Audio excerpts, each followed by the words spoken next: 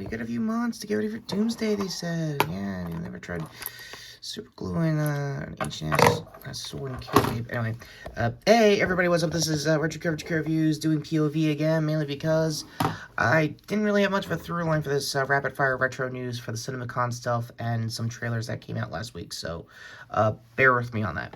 So, before anyone asks, there will be a figure form for the new trailers I dropped. You'll know it when you see it, essentially. So, getting back on topic, Cinemacon happened as of last week, so what's there that hasn't already said about most of the announcements that came out of it? For those who don't know historically, Cinemacon is usually a press-only kind of con where everyone gets a good look into what's coming out next when it comes to next year and current year movies, essentially. And obviously, to kick things off, they had a, I think, conference or panel, I don't know which in Cinemacon terms, basically discussing what's going to be going down so far for Avengers Doomsday, with obviously again, press reunion of Chris Evans and Downey Jr. Doing, I guess, a recreation of the Civil War face-offs they had back when that movie was out. Speaking of which, that's a decade old, and let me know in the comments if you guys want me to do a retro review of any Marvel movies I missed before the start of my channel. For those who don't know, I started my channel during Phase 2, essentially right around Iron Man 3, so yeah, go to that old-ass review. So that aside, there's not really too much I can talk about Marvel-wise other than Sony showed some footage for Spider-Man that will probably be a trailer later down the road this year, so we'll probably get to that when we get to that as far as Cinemacon footage goes. But we're not done with Sony just yet. There was an official title that dropped for basically the font that's going to look for Zack Cregger's Resident Evil, but there's a fourth or third, I guess, don't know which, depending how if they still count the 95 movie, Jumanji with The Rock and Jack Black and obviously Kevin Hart over there. They got this thing going pretty good. I actually liked the sequel to their reboot back in, I think, Christmas of 2019 before the pandemic dropped. I always wanted to, I don't know if I did get around to watching it, but I watched it with my cousin and his boyfriend. Yes, I have a gay cousin, and yes, they are very iconic, with good reason. Cruises and all. So, jokes aside, what little there is, not much. I'm here, we're there, it's how it's been.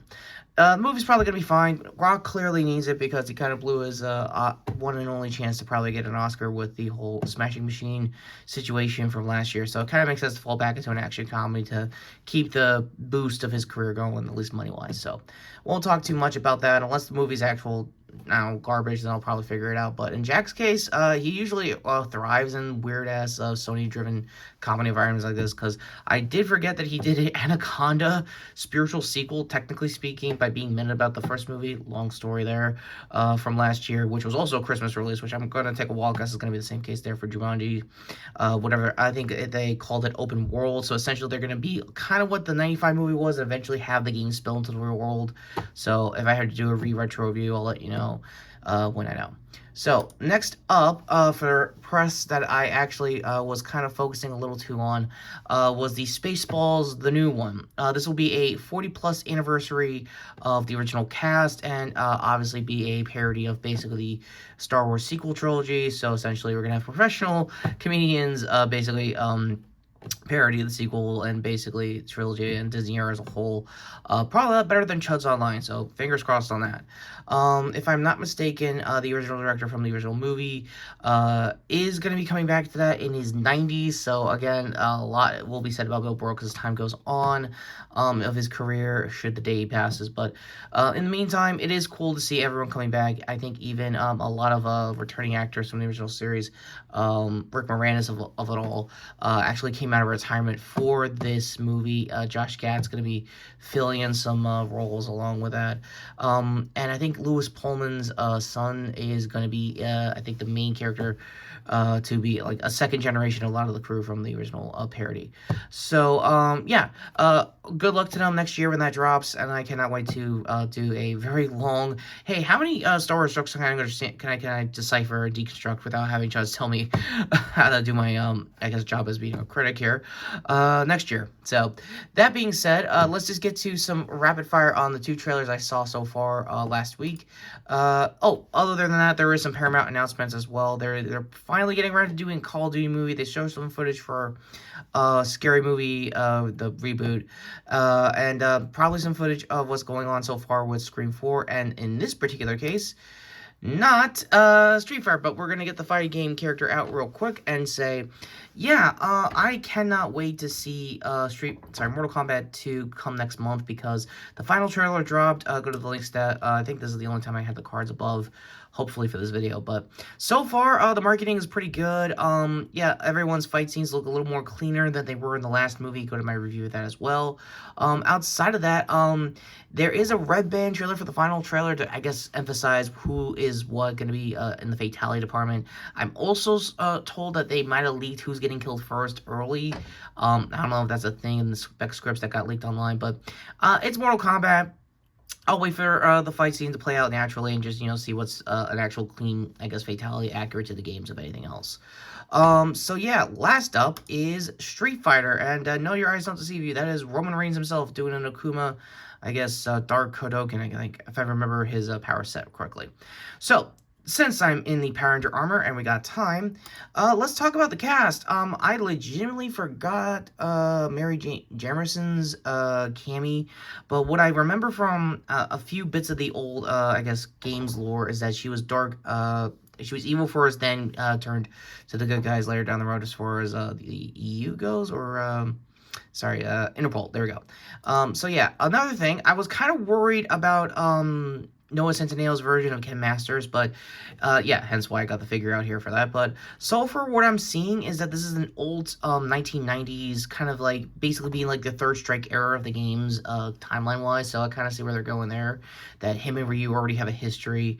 And I think Maximilian Dodd on his stream found out that I think one of the framed photos in the trailer of just him and Ryu being friends back in the day were homages from the original 90s movie. More on that on my retro review later this year, obviously. But it is really cool that they kind of want to honor the 93 original, even though that was also a very heavy, hot mess of its own game accuracy back in the day. So more on that someday, but in the meantime, do check out Mr. Sunny Movies' video covering that, as far as a bunch of other JCV projects that they may or may not have also covered as well. So, last up on stuff I want to generally talk about is the poster. Another thing I also noticed from the trailer, and this is where the Welcome to Raccoon City vibes comes back to me. Yeah, they had a needle drop that was also in the marketing of Welcome to Raccoon City for that Resident Evil movie. So, hope that's not going to be 3 for 3 for Zach Krager's movie later down the road, as far as trailer fodder goes, marketing-wise, but we'll know that when we get to that. Ultimately, I think the trailers so far we've seen for Street Fighter and Mortal Kombat 2 are not bad for what it is. I think this cast is a little too stacked, but then again, it is Street Fighter. It is known for their gigantic roster before most of their moveset, and they are leaning into the weirdness and the fun factor of most of their most individual characters' powers. Also, at the time of this recording, I legitimately did not see this year's WrestleMania, so if Cody Rhodes is still the, I guess, undisputed champion, or whatever is the main belt nowadays, please let me know in the comments down below, and was it worth it, or is next year's Saudi Arabia pay-per-view for Mania going to be that mid? So, yeah, with my WrestleHood aside, go to this gigantic-ass cast here to sub the channel, hit the notification bell down below for previous videos as well. For the end cards, we'll be over here with my big retro review that I did over the weekend for the Mummy 1999 in honor of Lee Cronin's version of the Mummy. Yeah, it turns out it's a little disappointing than I thought. Box office is a little bit of a hot mess as well. Go to Charts Dan for that.